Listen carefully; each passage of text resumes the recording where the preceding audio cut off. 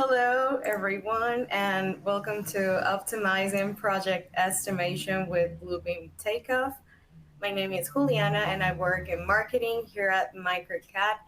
And today's presenter is Julian, our applications specialist. At today's sessions, we'll delve into how you can leverage Bluebeam Takeoff tool to streamline and enhance your project estimation process. As usual, throughout the webinar, you can ask a question on the left-hand corner. You can ask Julian to revisit a step or ask any questions. This is your time, and we want you to make the most of it. And in the upper left-hand corner, you will find links to our social media, website, and YouTube channel. We post all of our webinars there at the end, so you can share with colleagues or watch it on your own time. And without further ado, I'll pass it on to Juli. Hi, Juli. Hi, Juliana. Thank you for that wonderful introduction. And welcome everyone to this new session of our webinar series when it comes to Bluebeam. And today we are going to cover up takeoffs, right? And as Juliana mentioned, kind of like the idea of this webinar is going to be optimizing our project estimation, and as well do some measurements, some counts, right? And Juliana, can you please confirm if you guys can see my screen? Yep. Awesome. Alrighty, guys. So let me go ahead and jump into my Bluebeam right here. And just let me know if you can see the screen.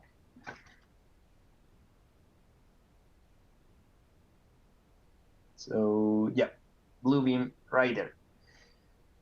Now on takeoff and measurements, we have a couple of options. So if you have been following with us, you know that by default in the review tab, we have profiles. Now, one profile is automatically set to start with quantity takeoff. Now, this is really cool because when you load it, you're going to be able to see right here at the left side, automatically is going to give us kind of like the measurements tool right away that I'm going to be able to start using, right? And kind of like a big part of the process when we are doing takeoffs or when you're bidding for a project, we need to start to placing some measurements, doing some countings, and why not, right?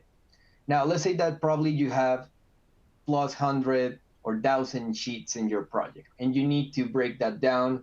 You need to separate it in different parts. Something that I would like to share is that not only we are going to be using the measurements, we also are going to be using right here the thumbnails. I have a tip for you on the thumbnails. Notice that below the thumbnail session, right, or the thumbnails part, we have information regarding if the drawing that we are using has been scaled or not. How can you quickly verify? Some companies, they have a preset or a definition right there on the scale of the view, right? In other cases, we might need to manually go ahead and grab some of the dimensions and calibrate the drawing. But we can start with kind of like a basic definition, right? So the basic one is going to be using the preset that we have found right here. To go to the measurement tools is going to be this one. Right here on the left side, select the option measurements, right? You're going to find it with a ruler. And right here, we have an option to do preset. Now, this is going to apply for this drawing. So you can simply go ahead and select 1/8. Now, automatically, that is going to apply to that page. And you can also add a scale to more pages. So for example, if you have multiple sheets, I just told you, let's say you have hundreds or thousands, you can go ahead and apply the preset scale to all of them. Or as well, you can customize the values in a minute once we are calibrating. So this is an example with this file that we have right here. Now, I'm going to open up another file because in some instances, as well, you can see that we have one project with one scale, right? or a part of a project that has a scale, and then another section of your project that has another scale. Now, this is as well something that I'm going to be able to do because I can create viewports. Notice right here on the measurement tab, I have the site plan viewport, and that one in particular is going to have this scale, and the profile right here at the left side has this scale. How you can create the viewports? Well, simply selecting the option right here, add it. You can select any region that you want. So for example, I'm going to select right here at the top. And once you have that region selected, you can go ahead and select a preset, or you can select a custom. Alrighty? Quite straightforward when it comes to using the measurements and how we are going to be able to separate, scale our drawings. Now, let me go back right here, because now that we already create a preset, we are going to be able to start using the measurement tools. Right here at the top, you're going to find the icons on the top left of the measurement panel. You're going to find those icons for the length, to do a poly length, to do an area, if you have diameters, angles, right? So let's start with the basic one, just the length. You're going to click once, and right here, something that I like to use in my Bluebeam, particularly the way that I have set up my project, is hitting the F8 key.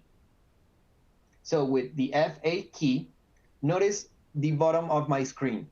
That is going to display the status bar. And with the status bar, something that I like to use is this feature, snap to content. This is going to be available from PDF that you receive that have been imported or exported using AutoCAD or any other DWG file. And I'm going to be able to notice, let me zoom in right there. If I have the option snap to content, quickly select right there, snap to that measurement, then snap to the next one, right? And I'm going to be able to track those values. So I'm going to be able to quickly create, for example, the length of my project. Let's say that you need to calibrate. Let's say that that measurement, we are not familiar with it, right? We don't know that that is going to be 30 feet. So let's say that you have kind of like a standard way to quickly measure some of your components. The typical one that I have found and that I have used is, for example, the doors. Now, some doors, they are going to be 3 feet. So I can use the calibrate option, select it. It's going to ask me to select 2 known points. So I'm going to select this point right here, this point right here. And I know for a fact that this door is going to have 3 feet. So I can change the value right there. Now, at the left side, what you're going to see is what internally the software is measuring. So this distance, those 0.37 inches, right, are going to be equal to the 3 feet. I'm going to select the apply scale. And now you can go ahead and test that out. You can go right here to your measurements, select the length, go ahead and measure those two. Now you're going to have a little bit more or less precision depending on the point that you select. But at this, I will say that, okay, my drawing is pretty well kind of like calibrated, right? As you can notice, if you're making your lines just a slightly angle, this is going to change. So something that you can do for more precision is when you click once, hold your shift key. That is going to make it perpendicular or parallel to the location where you have your mouse. So notice right there, it's going to give you a little bit more precision. You can always zoom in a little bit better and pay attention to the bottom right of my screen.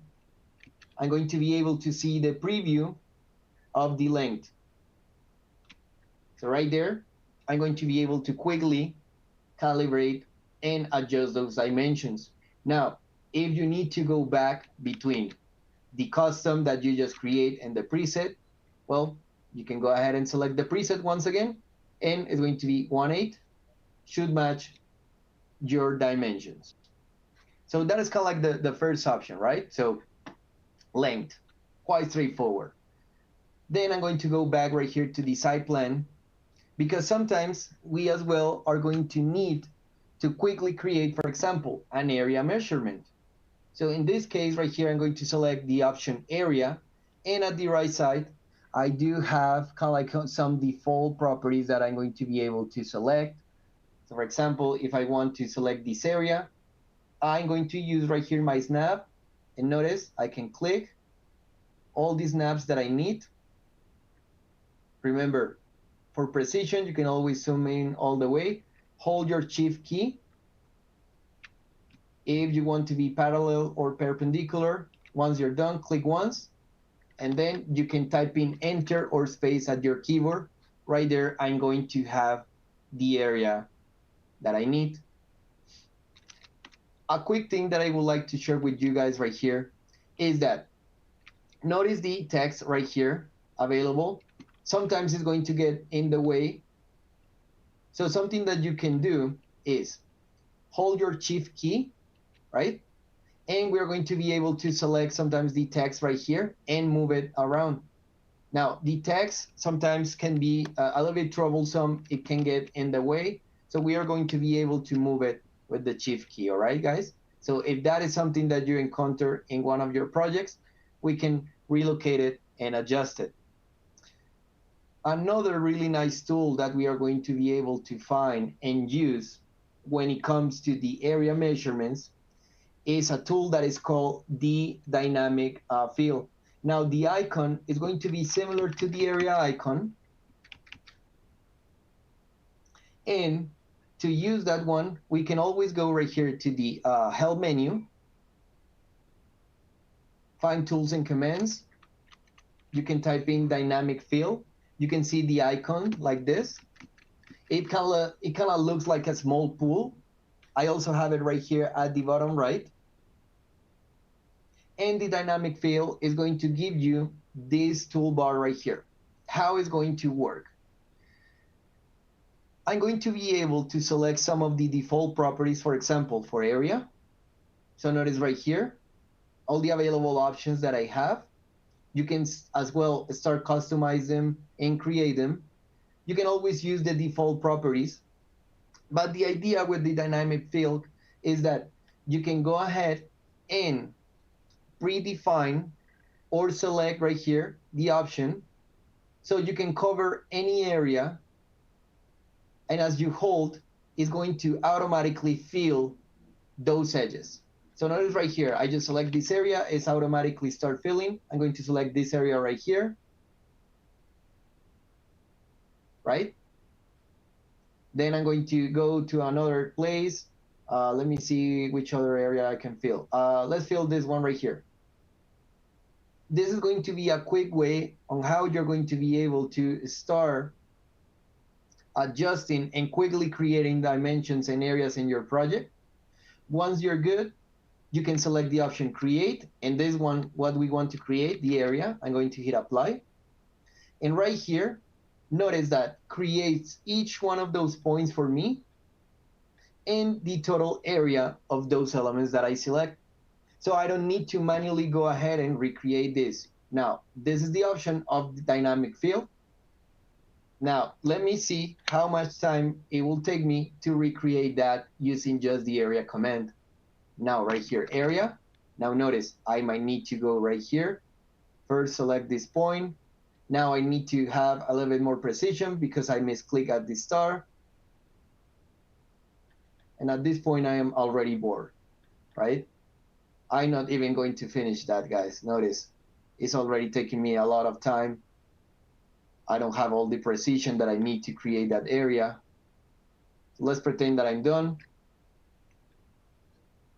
Now, if you need to modify and customize it, you need to manually go ahead right here and click and adjust.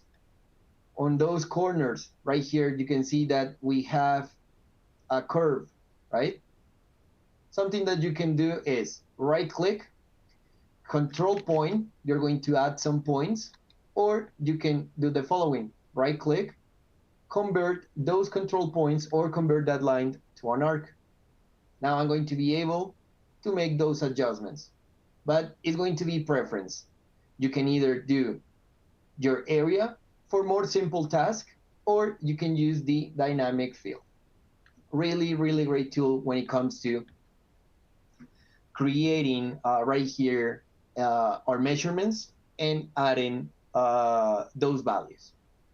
Let me go back right here to our other floor plan. Sometimes we might need to add additional information for the length. So notice right there, I just select the length of that wall. And let's say that I need information regarding right here, the how much paint I'm going to need to paint that wall, right?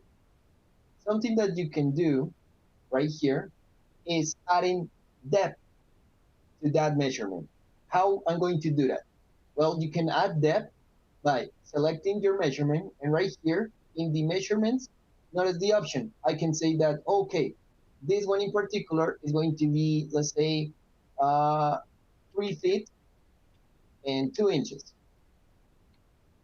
right? Now that that has a depth, you can always go backtrack and see that information. That is pretty cool. Now I have that information. Something additional that I can do is launch my properties. Now, notice right there, my properties are going to apply for each element that I have in my selection. I'm going to send it to the right side so you can see both actions that I'm doing. So right here at the left, I have my measurement that now has depth. On the right, I have the options. On the options, something that I'm going to be able to do is, for example, change the caption. And I'm going to say this is going to be a wall area. So now I have the length of my wall and the wall area. What is going to consider these 3 and 2 feet. Let me change the value. I'm going to say that is 6. Anyone good right here in math? You can quickly verify, right? So it's multiplying the length by the depth. Really, really great feature as well to do some counts right here, to do some takeoffs and measurements. Now, after I have used this, after I add the depth, it's going to take me to a point where I need to start adding some counts. Now, I have a couple of options to add counts. The one that I like to share with you first is going to be the search option. And probably you're wondering why search. Now, search option, in addition to look for texts, I also have the option to look for visual elements. Now notice right there, if I select the visual, I'm going to be able, for example, to come right here and get a rectangle. I can select right here with the rectangle, the specific area for that plumbing fixture.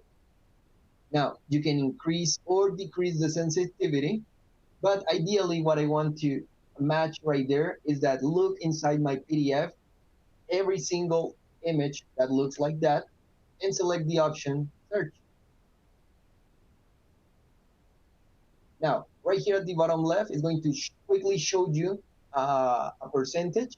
Now, this file is really small, but if you have plus 1,000 sheets, right, it's going to take a while.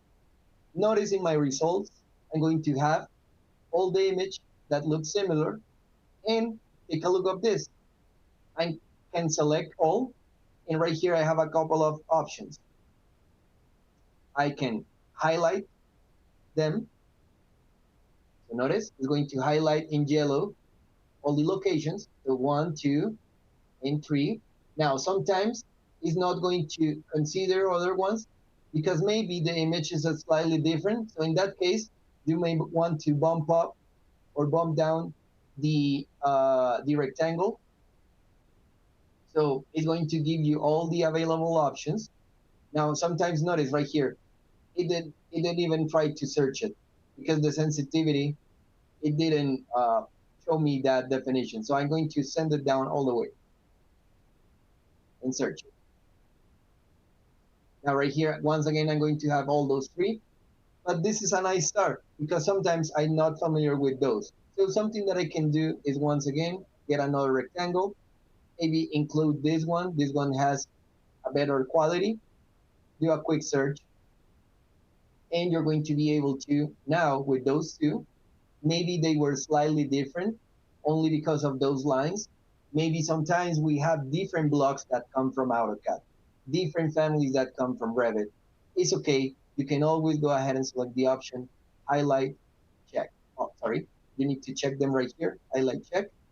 This is going to be kind of like quick option, first option that we are going to be able to use. Quickly identify icons. Now, the other option for counting is going to be right here in the measurements. With the measurements, you're going to go right here all the way to the right. Sometimes they can be hidden, but the one that we want to use is called count.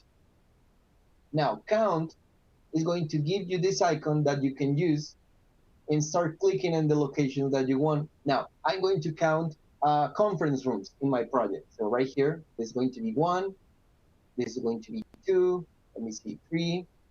You can hold your scroll wheel if you want to pan, 4 right there. Let me see any other area. I'm going to say that the meeting rooms as well can be counted as conference. So those two, this guy and this guy. Let me see which other one. Right here, right here, right here, right here. This guy, this guy, this guy, and these 4 right here. Now, once you're done, you're going to hit enter and or escape. Now that I count those elements, when you select them, right, you can either see right here at the properties, at the right side, the count. So right here, currently I have 21. Or, as you're familiar with our last couple of webinars, let's go ahead and take a look right here of our markups list. So let me enlarge the markup list. Notice the count measurement. Right here, I can see, oh, I create a count measurement. Who did it? Well, it was Julian. You can enlarge this. Color, you can modify and change the color for your measurement. All the way to the right, we have the option count. Pretty cool, right? We can also do that. For example, if you use the search, once again, let's give it a test with rectangle and maybe look for meeting. Search. So it's going to look every section where it says meeting, right? Right here, you can search and look, for example, check all, verify the ones that doesn't match. For example, electrical doesn't match, women's restroom doesn't match, reception doesn't match, right? And let's say conference doesn't match. Now that I have those, you can either, once again, come right here, highlight, or use this option, apply count measurements to check. Notice these are going to be the default ones that I have. You can customize as well and create your own. I'm going to use this shape right here. Now notice it's going to place the shape on top of each one of those meetings. So I can use a combination of both, right? I can start with the search menu, or I can go right away to the measurement and do some count. Where can I verify it? My markup list. Notice my new symbol, and this time I have 19. What is going to be the main difference? That I did not include the 2 conference, right? But if I'm inside measurement, let me get rid of this guy. Right here, I can use the count once again. And when it comes to the count, you can create or add a new tool from your tool chest, or you can go to your tool chest, look for the recent tools that you have used, right? Look for the general measurement tools that you may have. Look for any count option that you have used in the last couple of tools, right? And then start applying them. Or you can always select this guy, for example, right click, you can add it to your tool chest.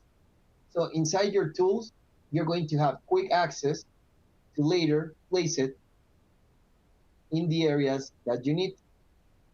Now, if I go ahead once again and take a look of my markup list, right there, I'm going to be able to see how that element is automatically created and added. Alrighty, guys? Sometimes you might need to do a quick escape of the command so it refreshes your markup list. But this is going to be a nice way on how we are going to be able to do some quick measurements, right, of our project and start doing some counts. Now, remember, guys, last time we described how you're going to be able to use your markup list to export your reports, right? So you can grab this information, send it to an Excel spreadsheet, right?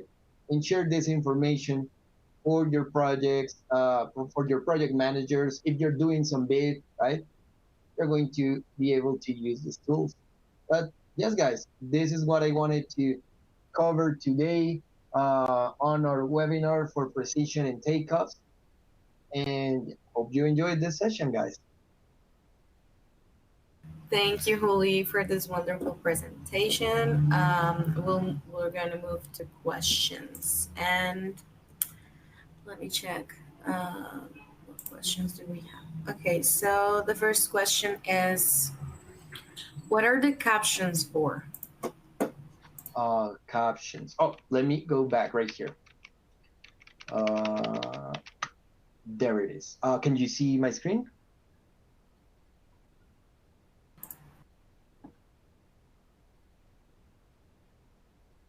All right. Yes, we can. So, yeah. Thank you. So the captions. So when we are doing a measurement, right here, notice I separate my measurement panel and my options panel. So I send the options panel to the right, so it's a little bit better to follow. So the captions is that depending on the length measurement or the area measurement that I'm showing, I'm going to be able to add additional information to the length or the area or to the diameter, whatever you're creating with your measurements. Now notice, the captions I'm going to be able to turn on or turn off. And depending on the caption, for example, if I'm using wall area, I can show the wall area of my element. I can turn on or turn off the length, the depth, right? So basically, it's going to be kind of like a way on how I can customize what is going to be displayed on my measurement. Got it. Thank you, Lee. The second question we have is, how do I customize my counts? How do I customize my counts? Oh, great question. Right here as well. Let's go ahead and select counts. Now, notice that I selected in the measurements. Now, at the right side, what you can do, this is the default count measurements. You can right here change the name. So for example, custom count. You can come right here, change the color, change the opacity, change the symbol, change the scale.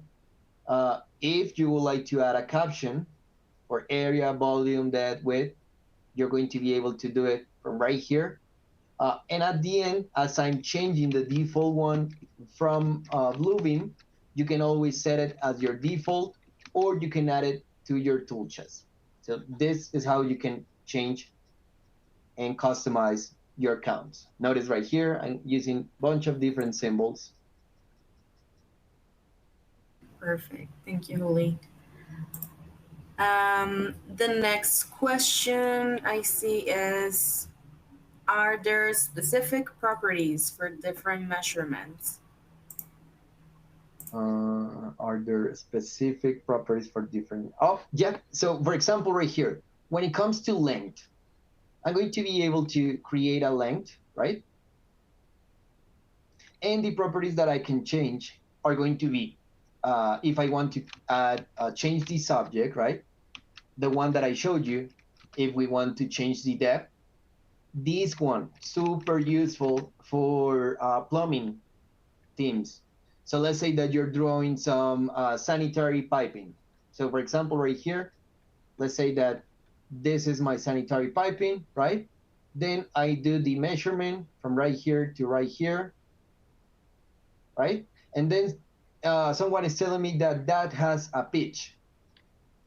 So I can type in the pitch right there. Now it's going to tell me the slope. Pretty cool, right?